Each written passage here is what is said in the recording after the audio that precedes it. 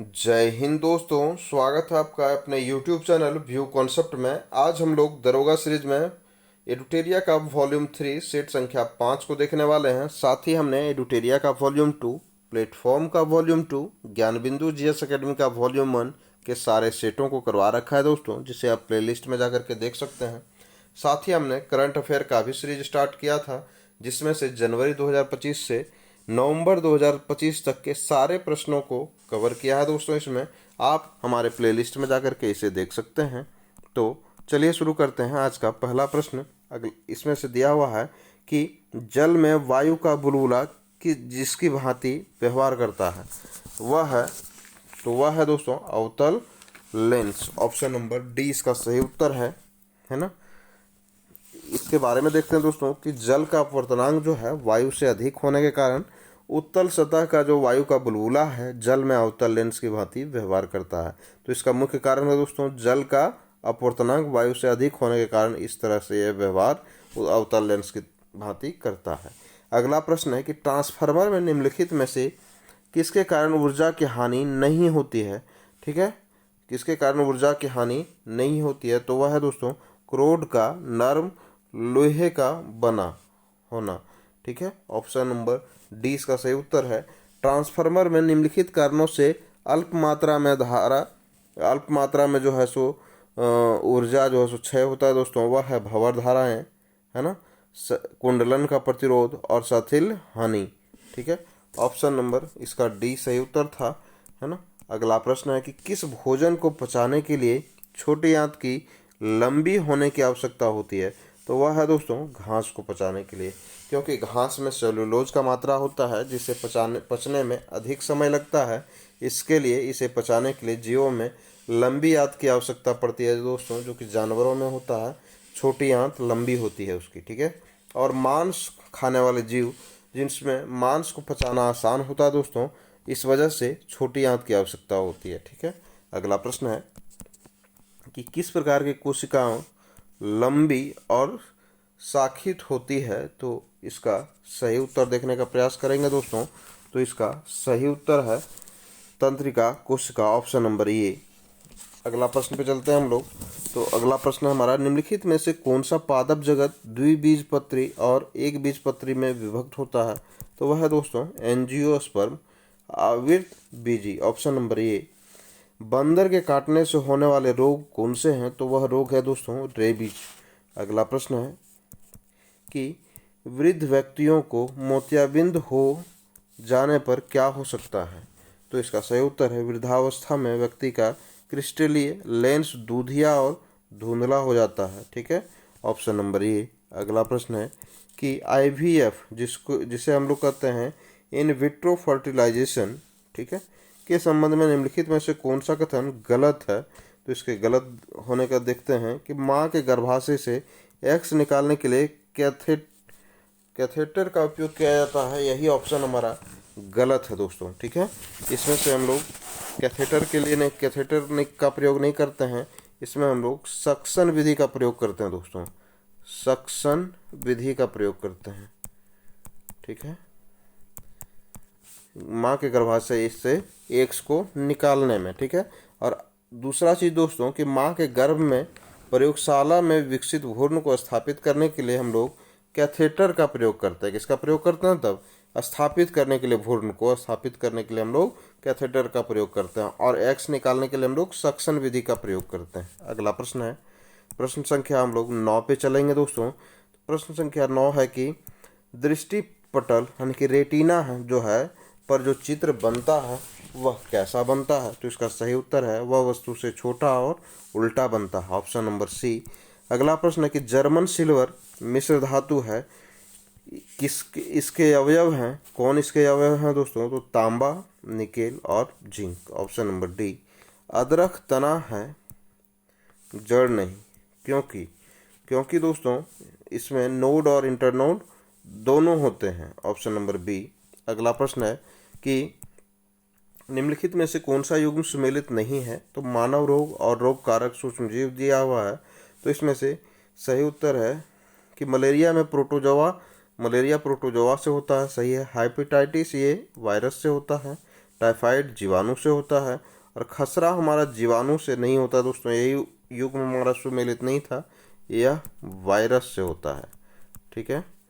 अगला प्रश्न है कि मनुष्य के शरीर में पाए जाने वाले तत्वों को आरोही क्रम में व्यवस्थित करें, यानी कि बढ़ते क्रम में व्यवस्थित करना है।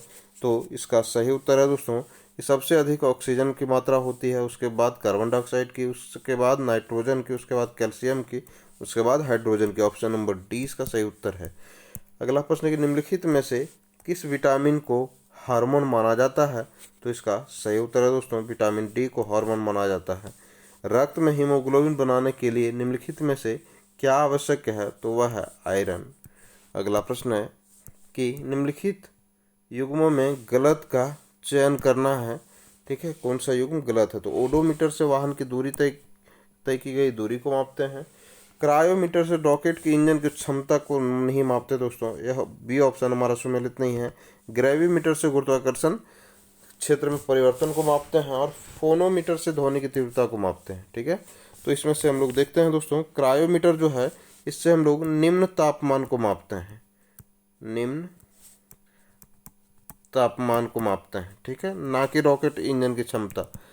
तो अगला प्रश्न है दोस्तों, प्रश्न संख्या हम लोग 17 पे चलने वाले हैं। ठीक है, तो प्रश्न संख्या 17 हमारा इस प्रकार से है कि लोहे की कील जो है, लोहे की कील पारे पर क्यों तैरती है जबकि वह पानी में डूब जाती है? तो इसका सही उत्तर है दोस्तों लोहे का अपेक्षित घनत्व पानी से अधिक होता है तथा पारे से कम होता है।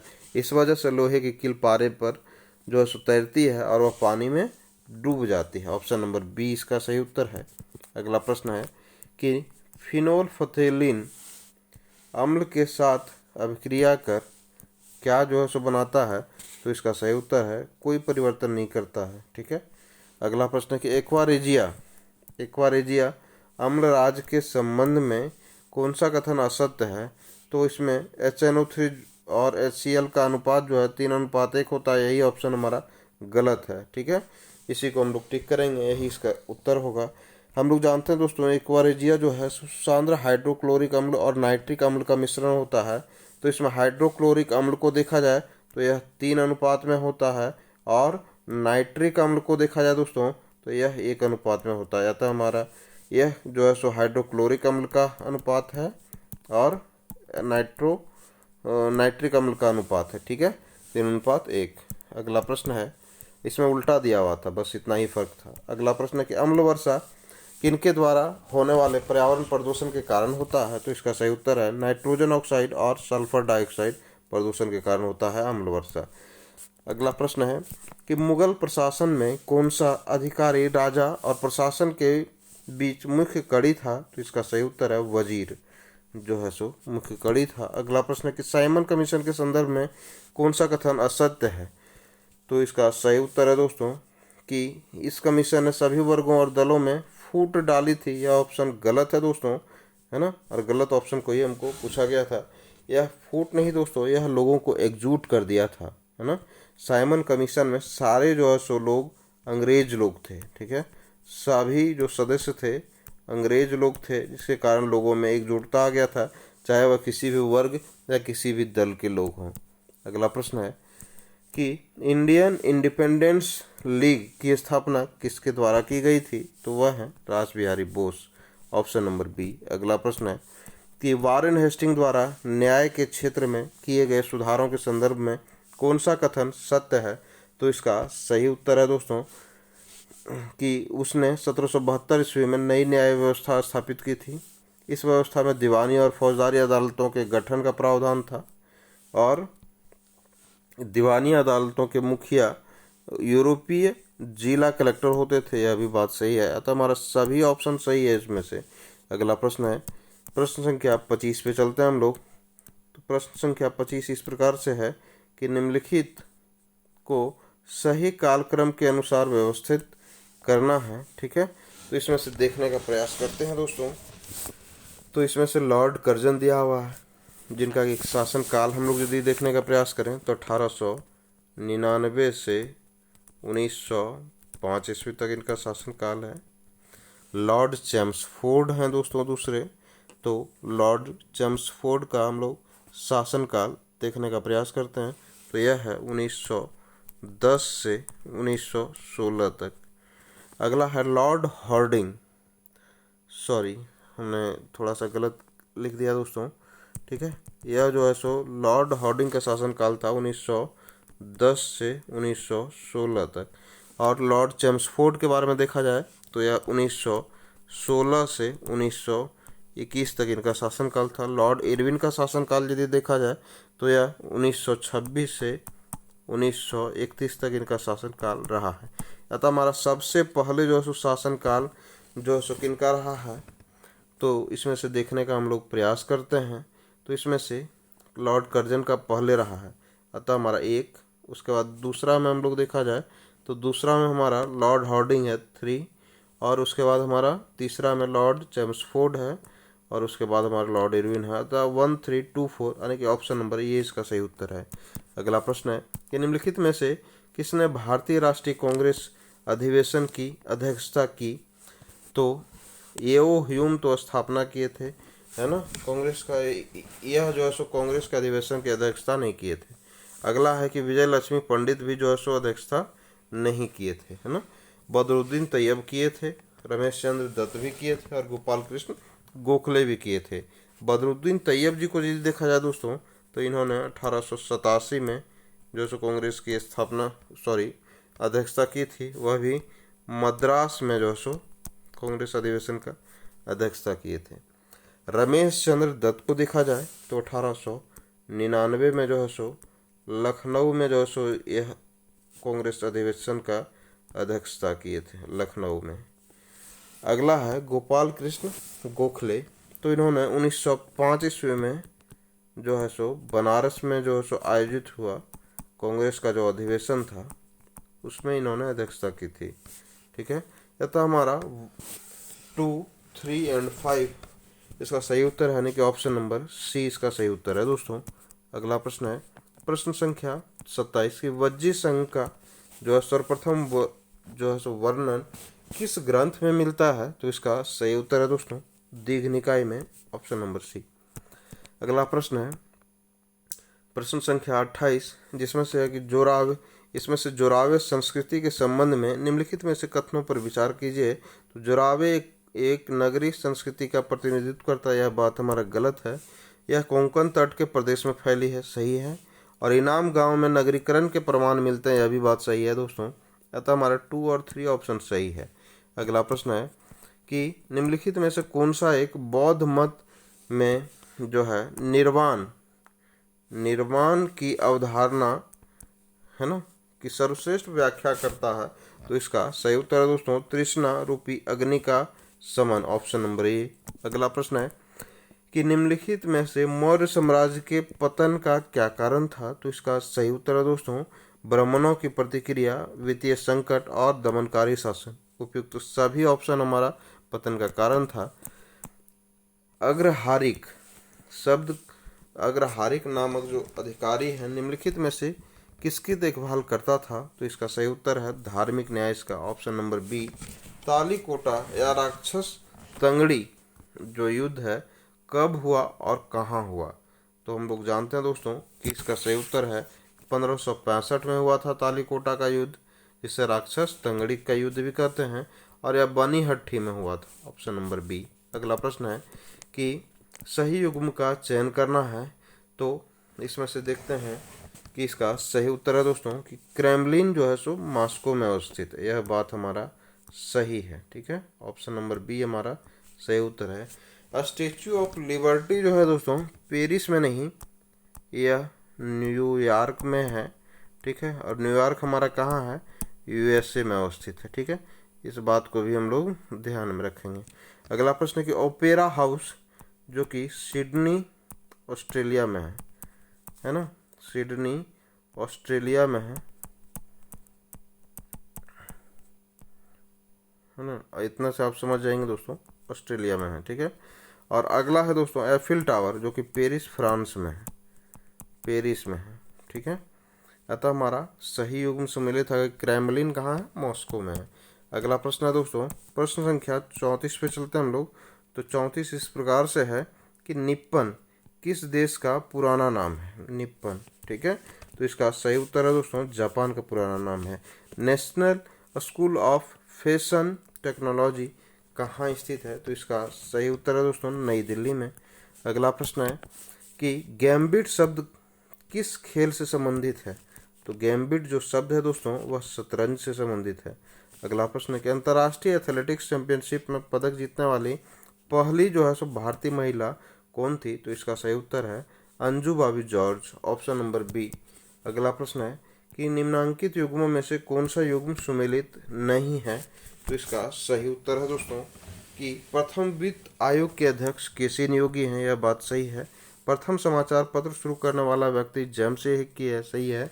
और प्रथम नोबेल पुरस्कार जो रविन्द्रनाथ टैगोर को गीतांजलि के लिए 1913 ईस्वी में दिया गया था, यह भी बात हमारा सही है। अतः हमारा इनमें से कोई नहीं जो है सो सुमेलित नहीं है, यानी कि सभी हमारा सुमेलित है। अगला प्रश्न है कि सर्वाधिक तरल मुद्रा का जो है सो रूप कौन सा है? तो वह है M1। अगला प्रश्न है राष्ट्रीय जनसांख्यिकी दिवस कब मनाया जाता है? तो इसका सही उत्तर है 29 जून। अगला प्रश्न है कि माय कंट्री माय लाइफ पुस्तक के जो है किनके द्वारा लिखी गई है? तो इसका सही उत्तर है LK आडवाणी, लाल कृष्ण आडवाणी के द्वारा लिखा गया है माय कंट्री माय लाइफ। गलत युग्म को जो है सो चयन करना है इसमें से दोस्तों, तो हम लोग देखते हैं। तो इसमें से गलत है दोस्तों सेंट ऑफ जॉर्ज जो किला है वह चेन्नई में है, सही है।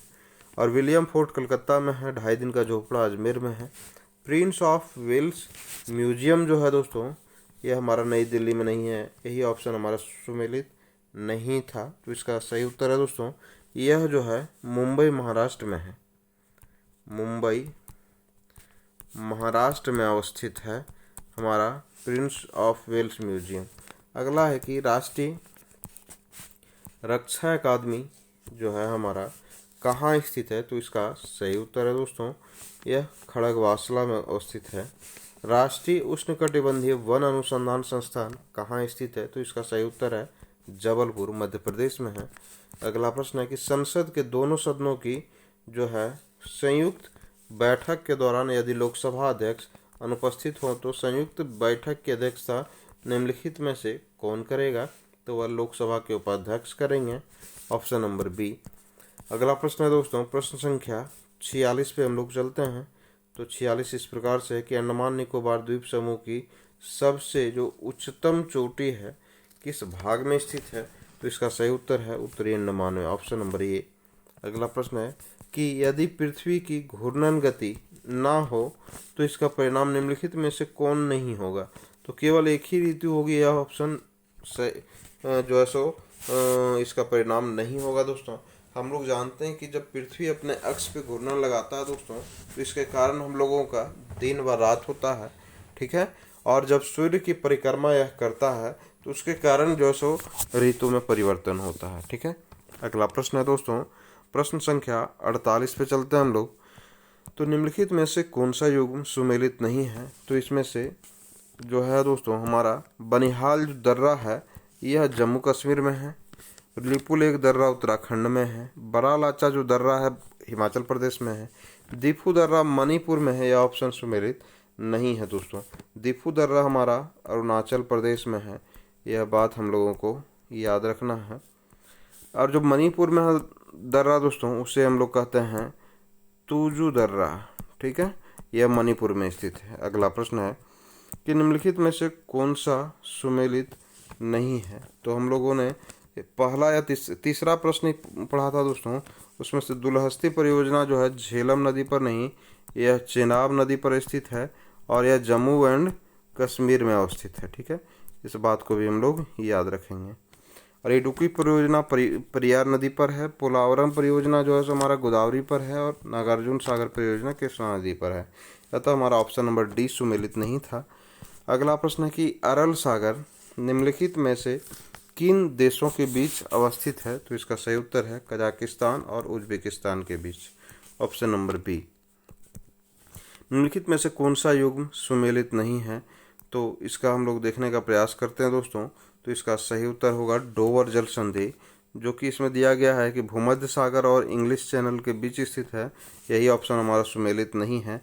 भूमध्य सागर नहीं दोस्तों, यह उत्तरी सागर और इंग्लिश चैनल के बीच जो है सो अवस्थित है। ठीक है, तो यहाँ हमारा इसका सही उत्तर यही था। अगला प्रश्न है कि प्रश्न संख्या 52 पे चलते हैं। तो फ्रांस और जर्मनी के बीच जो है सो अवस्थित हमारा कौन सा सीमा रेखा स्थित है? तो इसका सही उत्तर है मैगिनॉट सीमा रेखा, जो कि फ्रांस और जर्मनी के बीच अवस्थित है। अगला प्रश्न है दोस्तों कि राज्य सरकार का मुख्य कानूनी प्रतिनिधि कौन है? तो इसका सही उत्तर है दोस्तों महाधिवक्ता, ऑप्शन नंबर ए। अगला प्रश्न है कि कौन सा सुमेलित नहीं है? तो हम लोग जानते हैं कि अमेरिका के संविधान से लिया गया है न्यायिक पुनर्विलोकन, ब्रिटेन के संविधान से संसदीय प्रणाली, ऑस्ट्रेलिया से समवर्ती सूची और आयरलैंड से आपातकालीन प्रावधान नहीं लिया गया है दोस्तों, है ना। इससे हम लोग आयरलैंड से नीति निर्देशक तत्वों को हम लोगों ने उनके संविधान से लिया है, नीति निर्देशक तत्व। ठीक है, तो यह तो हमारा ऑप्शन नंबर डी सुमेलित नहीं है। अगला प्रश्न है दोस्तों प्रश्न संख्या 55 पे चलते हैं हम लोग। तो प्रश्न संख्या 55 इस प्रकार से है कि एक नया राज्य बनाने के लिए संसद में कैसा बहुमत चाहिए? ठीक है, तो इसका सही उत्तर है दोस्तों साधारण बहुमत चाहिए। अगला प्रश्न है कि फजल अली आयोग किससे संबंधित है? फजल अली आयोग संबंधित है राज्यों के पुनर्गठन से, ऑप्शन नंबर ए। उपाधियों का अंत अनुच्छेद 18 से संबंधित है, ऑप्शन नंबर सी इसका सही उत्तर है। अगला प्रश्न है कि रेलवे बजट को आम बजट से जो है कब अलग किया गया, है ना? तो यह 1924 में किया गया था, ऑप्शन नंबर ए इसका सही उत्तर है। 74वां संविधान संशोधन किस विषय से संबंधित है? तो यह नगर पालिका से संबंधित है। अगला प्रश्न है कि गाडगिल फार्मूला जो है किस एक से संबंधित है? तो इसका सही उत्तर है कि राज्यों को केंद्रीय सहायता के आवंटन से संबंधित है Gadgil formula, option number B. अगला प्रश्न है कि हाल ही में किस देश के प्रधानमंत्री नरेंद्र मोदी को शुभ दारुमा गुड़िया जो है सो भेंट किया गया है? तो इसका सही उत्तर है दोस्तों जापान में। संयुक्त राष्ट्र आंतरिक न्याय परिषद के अध्यक्ष कौन बने हैं? तो इसका सही उत्तर है मदन वी लोकूर। अगला प्रश्न है कि दुर्गेश अरण्य जो है प्राणी उद्यान कहाँ अवस्थित है? तो इसका सही उत्तर है हिमाचल प्रदेश में। और हाल ही में चर्चा में रही राजों की बावली किस शहर में स्थित है? तो इसका सही उत्तर है दोस्तों नई दिल्ली में। अगला प्रश्न है कि हेनले पासपोर्ट इंडेक्स 2025 में सबसे टॉप पर कौन है दोस्तों? तो सिंगापुर सबसे टॉप पर है। और भारत का इसमें स्थान देखा जाए दोस्तों तो कितना है? 85वां स्थान है भारत का, ऑप्शन नंबर डी। अगला प्रश्न है कि वैश्विक पवन रिपोर्ट 2025 के बारे में कौन सा कथन सत्य है? तो इसको हम लोग देखने का प्रयास करते हैं। तो वर्ष 2024 में कुल जो है सो 117 गीगावाट नई पवन ऊर्जा क्षमता जोड़ी गई है, यह बात हमारा सत्य है। अगला प्रश्न है कि मत्स्य 6000 जो है वह क्या है? तो इसका सही उत्तर है पनडुब्बी है मत्स्य 6000। अगला प्रश्न है प्रश्न संख्या हम लोग 68 पे चलेंगे, है ना। प्रश्न संख्या 68 इस प्रकार से है दोस्तों कि डेजर्ट फ्लैग के जो है 10वें संस्करण का आयोजन कहाँ किया गया है? तो इसका सही उत्तर है दोस्तों यूएई में। आईपीएल 2025 में ऑरेंज कैप किसने जीता है? तो ऑरेंज कैप किससे मिलता है दोस्तों? जो ज़्यादा रन बनाते हैं। तो 15 मैचों में साई सुदर्शन ने, ठीक है, ऑरेंज कप जीता था। और वह कितने रन बना करके? तो 759 रन 15 मैचों में बना करके, ठीक है। और पर्पल कैप का जो खिताब गया था प्रसिद्ध कृष्णा को गया था, कितने विकेटों के साथ? तो 25 विकेटों के साथ दिया गया था इन्हें पर्पल कैप। अगला प्रश्न है कि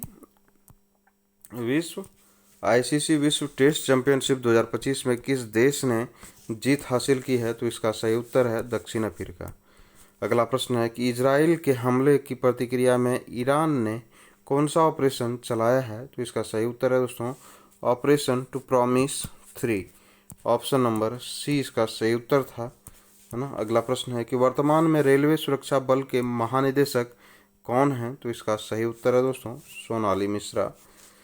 आरबीआई के 26वें नंबर के गवर्नर जो हैं कौन बने हैं? तो इसका सही उत्तर है दोस्तों Sanjay Malhotra, option number C. अगला प्रश्न है, फरवरी 2025 में C K Naidu lifetime achievement award किसे दिया गया है? तो इसका सही उत्तर है सचिन तेंदुलकर को।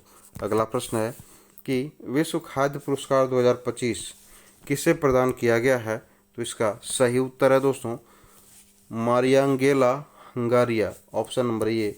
अगला प्रश्न है कि सैयद मुश्ताक अली ट्रॉफी 2024-25 किस टीम ने जीता है? तो इसका सही उत्तर है महाराष्ट्र मुंबई ने। हाल ही में किस राज्य से संबंधित अंबाजी जो संगमरमर है को जीआई टैग दिया गया है? तो इसका सही उत्तर है दोस्तों गुजरात का है अंबाजी संगमरमर। अगला प्रश्न है प्रश्न संख्या 78 वरिष्ठ नागरिक आयोग की स्थापना करने वाला जो है सो पहला राज्य कौन सा है? तो इसका सही उत्तर है केरल। अगला है कि 34वां जो है व्यास सम्मान 2024 किस कृति को दिया गया है? तो वह है कौन देश को वासी वेणु की डायरी। ठीक है, इसके आगे है दोस्तों वेणु की डायरी। हम लोग पिछले सेटों में भी इस चीज़ को देखे हैं दोस्तों कि यह पूछा गया था कि 34वां व्यास सम्मान किस कृति को दिया गया है? तो कौन देश को वासी वेणु की डायरी को दिया गया है 34वां व्यास सम्मान। इसके लिए दोस्तों सूर्यबाला को जो है सो दिया गया है यह सम्मान। सूर्यबाला लेखिका हैं, ठीक है, और उन्होंने ही लिखा है कौन देश को वासी वेणु की डायरी। ऑप्शन नंबर सी इसका सही उत्तर है। अगला प्रश्न है दोस्तों कि वर्तमान में कुल कितने जो है सो शास्त्रीय भाषा की संख्या है?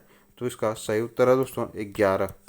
अगला प्रश्न है दोस्तों प्रश्न संख्या 81 पे चलते हैं हम लोग।